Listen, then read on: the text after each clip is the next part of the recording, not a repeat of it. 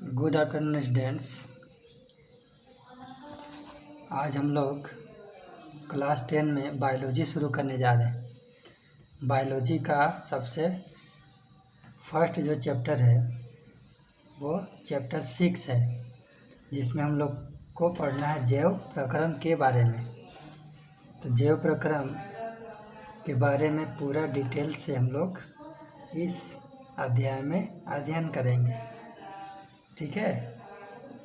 तो जैव प्रक्रम मतलब क्या होता है? जीवों द्वारा किया गया प्रक्रम, यानी जीवों द्वारा जो कार्य किया जाता है उसको क्या बोलते हैं? जैव प्रक्रम। अब जीवों द्वारा क्या कार्य होता है? तो कोई भी जीव बहुत तरह से अपना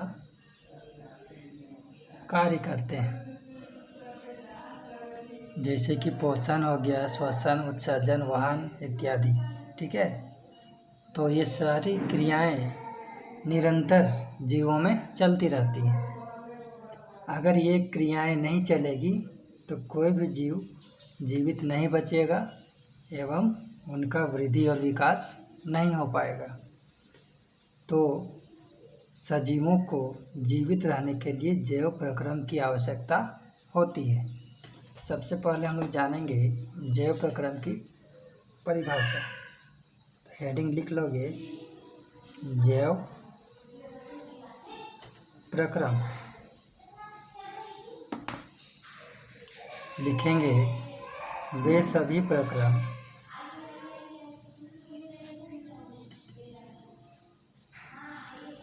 जो सम्मिलित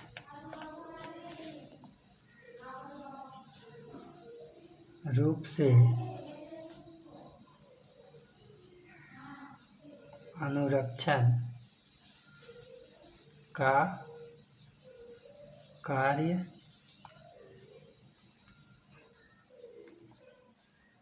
करते हैं, जो निरंतर सुचारू रूप से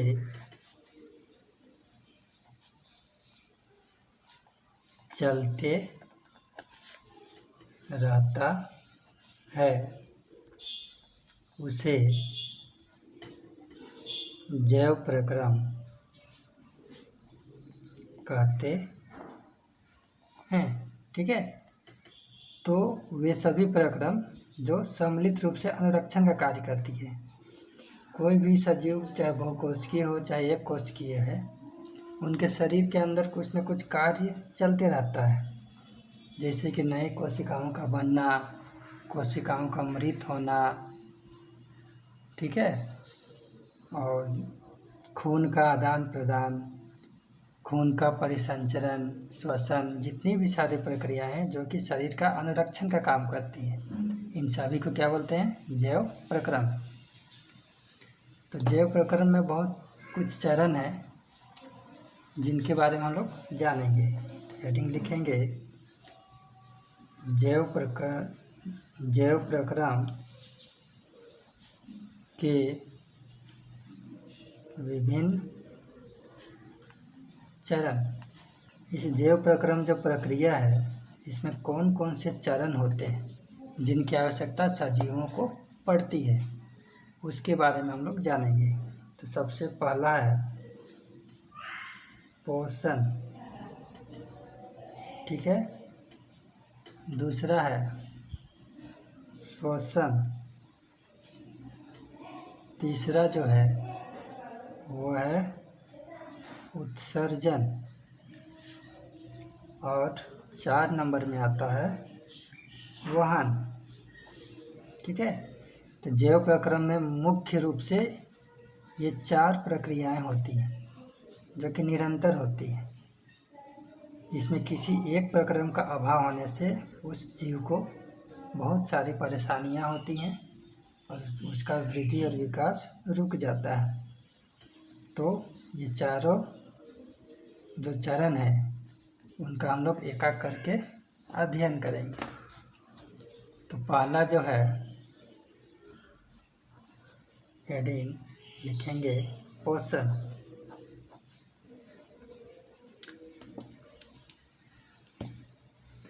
पोषण में क्या होता है कि जब कोई जीव पोषण करता है, और हम लोग को पता है कि जितने भी सारे जीव हैं सबका पोषण करने का तरीका अलग अलग होता है, लेकिन वे पोषण करते हैं। तो पोषण एक बहुत ही मुख्य प्रक्रम है जैव प्रक्रम का, क्योंकि पोषण के बिना कोई भी जीव जीवित नहीं रह सकता है। तो पोषण में होता क्या है, तो पोषण में जो हम लोग भोजन के रूप में ग्रहण करते हैं वे जटिल अणु होते हैं, कॉम्प्लेक्स कंपाउंड होते हैं। जब हम लोग भोजन करते हैं तो शरीर के अंदर जाता है और वह सरल अणुओं में टूट जाता है, क्योंकि हमारा शरीर जटिल अणुओं को डायरेक्ट ग्रहण नहीं कर पाता है, इसलिए उनको सरल अणुओं में तोड़ा जाता है। और सरल अणुओं में तोड़ने के लिए बहुत सारे अंग बने हुए हैं, उनसे एंजाइम्स निकलते हैं। ठीक है, तो ये सब हम लोग धीरे धीरे जानेंगे। सबसे पहले लिखेंगे पोषण का परिभाषा। लिखेंगे वह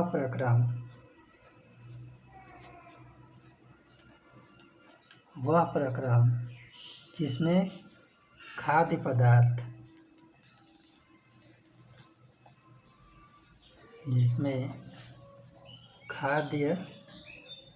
पदार्थ के जटिल अणु टूटकर सरल अणुओं में विभक्त हो जाते हैं। सरल अणुओं में विभक्त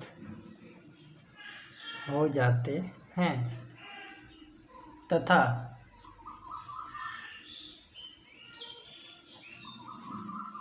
पोषक तत्व हमारे शरीर के अंदर अवशोषित कर लिए जाते हैं। इसे क्या कहते हैं, पोषण कहते हैं। ठीक है,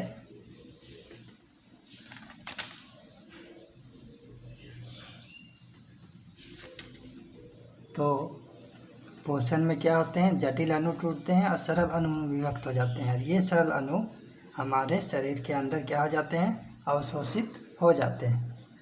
ठीक है, अब हम लोग जानेंगे कि पोषण प्रक्रिया में कौन कौन सी कच्ची सामग्रियों का उपयोग किया जाता है। ठीक है, तो लिखेंगे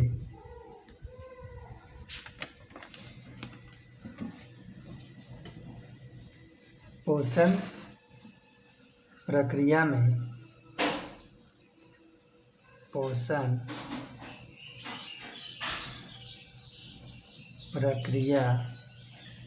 में निम्नलिखित कच्ची सामग्रियों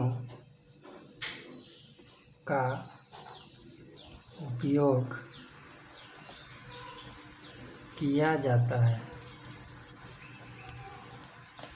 अब कौन कौन कच्ची सामग्री का उपयोग किया जाता है, तो सबसे मुख्य है भोजन, उसके बाद है ऑक्सीजन,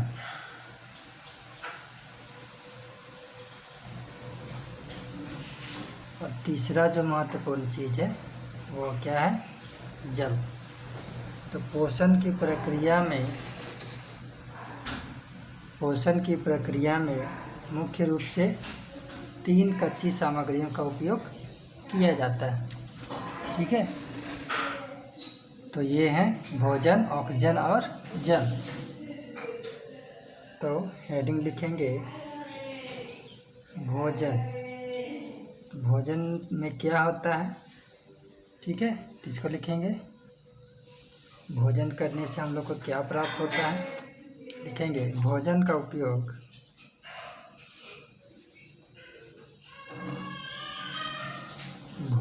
उपयोग जीव शरीर को ऊर्जा एवं पदार्थों के स्रोत के रूप में करते हैं, ठीक है। नंबर 2 दूसरा है ऑक्सीजन। ऑक्सीजन में पोषण का क्या रोल है वो हम लोग जानेंगे। तो ऑक्सीजन के द्वारा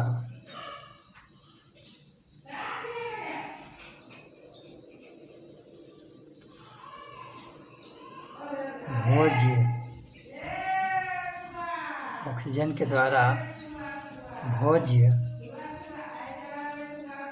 पदार्थों का विखंडन होता है तथा ऊर्जा की प्राप्ति होती है। देखो ऑक्सीजन का काम क्या है, भोज्य पदार्थों का विखंडन करना, जिसका उपयोग कोशिकीय श्वसन के रूप में करते हैं, जिसमें एटीपी के रूप में क्या होती है, ऊर्जा की प्राप्ति होती है, ठीक है। तीसरा जो है महत्वपूर्ण कच्ची पदार्थ वो है जल। अब जल का उपयोग पोषण के लिए क्या होता है, तो जल का उपयोग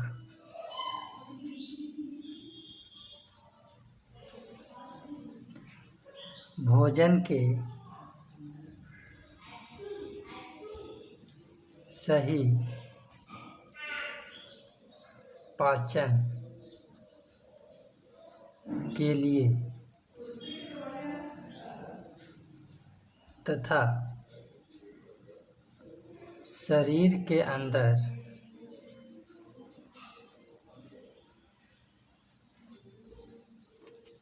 की आवश्यक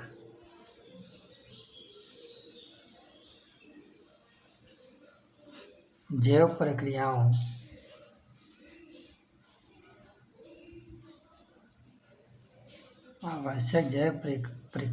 को क्या करता है, नियंत्रित करता है।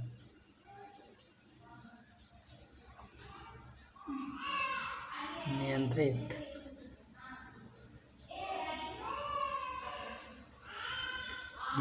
करने के लिए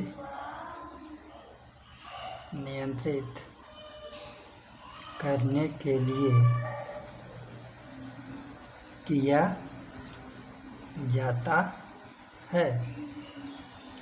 हम लोग जानते हैं कि हम लोग के शरीर के अंदर जितने भी एंजाइम्स हैं, हार्मोन्स हैं, खून है, सभी में क्या पाया जाता है, जल। अगर जल उसमें नहीं रहेगा तो क्या होगा, हम लोग का परिसंचरण तंत्र नहीं हो पाएगा, ब्लड एक स्थान से दूसरे स्थान तक नहीं जा पाएगा, हार्मोन कार्य नहीं करने सकेंगे, ठीक है। तो पोषण के लिए ये 3 कच्ची सामग्रियों का होना बहुत ज़रूरी है, ठीक है। तो ये तो हो गया हम लोग का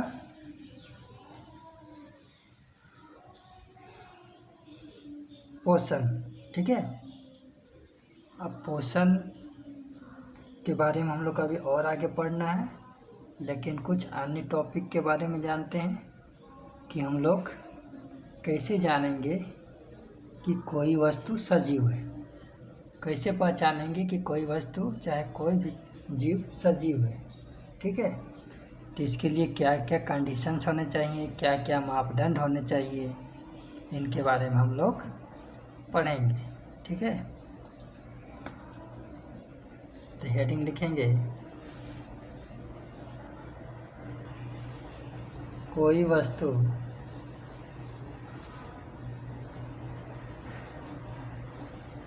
सजीव है, इसका निर्धारण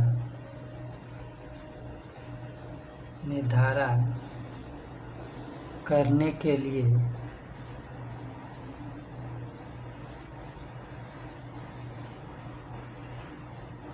मापदंड। कोई भी वस्तु सजीव है, इसको निर्धारण करने के लिए हम लोग कौन कौन से मापदंड का उपयोग करेंगे, उसके बारे में हम लोग जानेंगे। नंबर 1, सजीवों में उनकी कोशिकाओं के बीच मरम्मत एवं रख रखाव करना आवश्यक होता है। सजीवों में जो भी कहा कि हम लोग का जो शरीर बना हुआ है वो कोशिकाओं से बना हुआ है, तो कोशिकाओं में क्या होना चाहिए, मरम्मत कार्य होना चाहिए। मरम्मत कार्य मतलब कि नए कोशिकाओं का बनना। अगर कोई कोशिका मृत हो गई है तो उसके स्थान पर नए कोशिकाओं का निर्माण होना, ये पहला मापदंड है। तो लिखेंगे, सजीवों में अनेक कोशिकाओं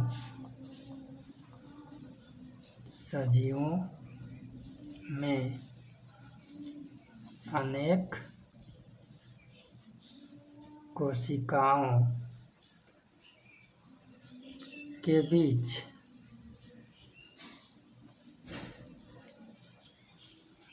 मरम्मत एवं रख रखाव होना आवश्यक है। ठीक है, और दूसरा जो मुख्य मापदंड है वह है, क्योंकि हम लोग का जो शरीर है, कोई भी जीव का शरीर अणुओं से मिलकर बना हुआ है। ठीक है, तो अणु जो भी अणु हम लोग के अंदर है, शरीर के अंदर, उनमें क्या होना चाहिए, हर समय वह अणु गतिशील होना चाहिए। यह गतिशील रखने के लिए उसके पास क्षमता होनी चाहिए। ठीक है, इसको हम लिखेंगे, शरीर की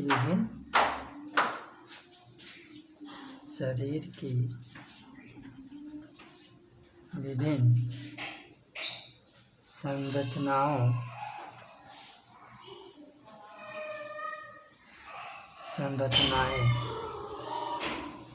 शरीर की विभिन्न संरचनाएं अणुओं से मिलकर बने हुए हैं। अतः हर समय क्या होना चाहिए, अणुओं को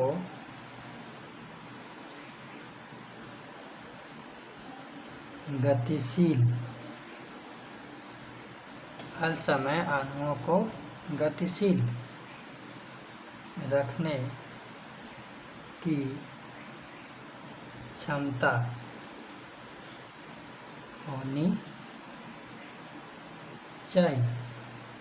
ठीक है, तो कोई भी सजीव है, इसका निर्धारण करने के लिए मुख्य रूप से ये दो कार्य, इन दो मापदंड होना आवश्यक है। तभी हम लोग जानेंगे कि वह क्या है, सजीव। जैसा कि हम लोग जानते हैं कि एक कोशिकीय जीवों और बहुकोशिकीय जीवों में बहुत ही अंतर देखे जाते हैं, चाहे वह श्वसन हो, पोषण हो, उत्सर्जन हो, या कोई भी प्रक्रम है, उसमें बहुत सारे अंतर पाए जाते हैं। मान लेते हैं कि हम लोग सांस लेते हैं। ठीक है, वायुमंडल में जो ऑक्सीजन है, उस ऑक्सीजन को हम लोग ग्रहण करते हैं।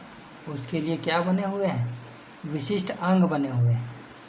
ऑक्सीजन को अंदर ले जाने के लिए हम लोग का नाक बना हुआ है, और नाक के द्वारा नली से होते हुए वो कहाँ प्रवेश करता है? फेफड़ों में।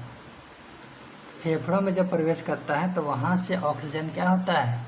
हमारे अशुद्ध रक्त में जुड़ जाता है। अशुद्ध रक्त में जुड़ के उसको क्या कर देता है? शुद्ध कर देता है।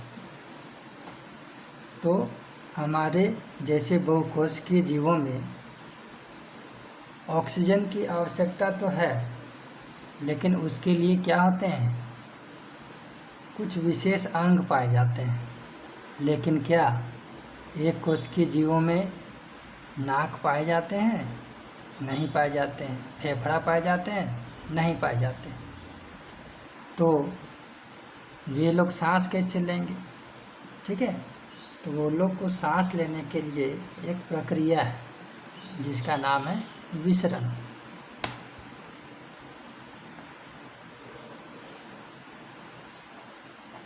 विसरण के बारे में तुम लोग 9th क्लास में पढ़ चुके होंगे कि उच्च सांद्रता से निम्न सांद्रता की ओर जो गति करता है जो पदार्थ, उसको क्या कहते हैं? विसरण कहते हैं।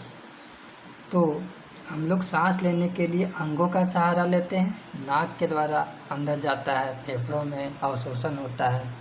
लेकिन एक कोशिकीय जीवों में क्या होता है? विशिष्ट अंग नहीं पाए जाते हैं, जिसके कारण वे वायुमंडल के सीधे संपर्क में रहते हैं, और वह विसरण प्रक्रिया द्वारा ही क्या करते हैं? ऑक्सीजन को ग्रहण करते हैं। ठीक है, तो ये जो चीज़ अभी हम बताएं कि हम लोग को ऑक्सीजन की आवश्यकता तो है, लेकिन उसके लिए क्या बने हुए हैं? विशिष्ट अंग बने हुए हैं। ठीक है, इसलिए हम लोग का शरीर डायरेक्ट यानी सीधे तौर पर वायुमंडल से संपर्क में नहीं रहता है। लेकिन वहीं अगर एक कोशिकीय जीवों को देखा जाए तो वे लोग क्या रहते हैं? वे लोग वायुमंडल के सीधे संपर्क में रहते हैं, और उनका शरीर ऐसा बना हुआ रहता है कि वे इस विसरण प्रक्रिया के द्वारा ही श्वसन कार्य करते हैं और ऑक्सीजन को ग्रहण करते हैं। ठीक है, तो आज के क्लास में हम लोग बहुत कुछ नए चीज़ सीखे। जैव प्रक्रम के बारे में सीखे, जैव प्रक्रम के क्या क्या चरण है उसके बारे में सीखे, और पोषण के बारे में भी कुछ जानकारी हासिल किया, और हम लोग विसरण के बारे में भी जाने, जो कि एक कोशिकीय जीव के लिए उपयोगी होता है। ठीक है, तो अब हम लोग क्या करेंगे? आज का टॉपिक यहीं समाप्त होता है। अब हम लोग चैप्टर 6 का प्रश्न 1 बनाएंगे। तो प्रश्न 1 के लिए सबको क्या करो? किताब निकाल लो और क्वेश्चंस को देखो। देखो बुक निकाल के देखो। प्रश्न 1 में टोटल 1 2 3 4 क्वेश्चंस। ठीक है, ये चारों क्वेश्चन हमको लगता है कि जितना हम बताएं उसी के अंदर ये सारा चीज़ आता है। ठीक है, तो ये सारा क्वेश्चन का आंसर तुम लोग को खुद करना है, ये तुम लोग का होमवर्क है। क्वेश्चन एक बार देख लेते हैं क्या क्या क्वेश्चन है। प्रश्न 1 में देखो, हमारे जैसे बहुकोशिकीय जीवों में ऑक्सीजन की आवश्यकता पूरी करने में विसरण क्यों अपर्याप्त है? देखो अभी हम बताएं, जैसे हम बताएं उसको वीडियो को फिर से बैक जाना और वहाँ से सुनना अच्छा से ध्यान से, जो हम अभी बताएं कि हमारे जैसे बहुकोशिकीय जीव डायरेक्ट वायुमंडल के संपर्क में नहीं रहते हैं। क्यों नहीं रहते हैं? क्योंकि हम लोग को ऑक्सीजन लेने के लिए क्या चाहिए? कुछ विशिष्ट अंग चाहिए। विशिष्ट अंग चाहिए, इसलिए हम लोग क्या करेंगे? और वायुमंडल के साथ सीधे संपर्क में नहीं रहेंगे। इसलिए विसरण से हम लोग क्या करते हैं? विसरण की प्रक्रिया द्वारा हम लोग श्वसन का कार्य नहीं कर सकते हैं। इसलिए विसरण क्या हो जाता है? विसरण अपर्याप्त हो जाएगा। ठीक है, तो विसरण प्रायः किसके लिए? एक कोशिकीय जीवों के लिए, जिनका शरीर वायुमंडल के साथ सीधे संपर्क में रहता है। तो इसको तुम लोग खुद से लिखना, हम जैसे बताएं उसको ध्यान से वीडियो देखना, फिर बैक जाके उसको सुन लेना अच्छा से, और इसका आंसर तुम लोग अपने शब्दों में लिखना। कोई भी बुक का आंसर का उपयोग नहीं करोगे, ठीक है। क्वेश्चन नंबर 2, कोई वस्तु सजीव है, इसका निर्धारण करने के लिए हम किस मापदंड का उपयोग करेंगे? इसको भी हम बता चुके हैं, तो वो दोनों मापदंड को लिख देना है, ठीक है। तीसरा है क्वेश्चन, किसी जीव द्वारा किन कच्ची सामग्रियों का उपयोग किया जाता है? ये भी हम बता चुके हैं। 3 कच्ची सामग्रियाँ होती थी, भोजन, ऑक्सीजन और जल, तो उसके बारे में पीछे से लिख लेना है। और लास्ट क्वेश्चन जो है वह है, जीवन के अनुरक्षण के लिए आप किन प्रक्रमों को आवश्यक मानेंगे? ठीक है, तो जीवों के अनुरक्षण यानी जैव प्रक्रम, तो जैव प्रक्रम के लिए कौन कौन सा चरण होता है उसको लिखना है, ठीक है। तो 4 चरण लिखवाए थे, हालांकि यहाँ लिखा हुआ है, ये भी हम पहले भी लिखवा चुके हैं। तो ये चीज़ तुम लोग क्या करना है, कंप्लीट करना है, और अपना होमवर्क को फ़ोटो खींचकर व्हाट्सएप में शेयर करना है, ठीक है। तो ये होमवर्क बना लेना। कल हम लोग मैथ का क्लास करेंगे, क्योंकि कुछ विद्यार्थियों को नेट का प्रॉब्लम हो रहा है, वो वीडियो देख नहीं पा रहे हैं, उनका डाटा ख़त्म हो जा रहा है।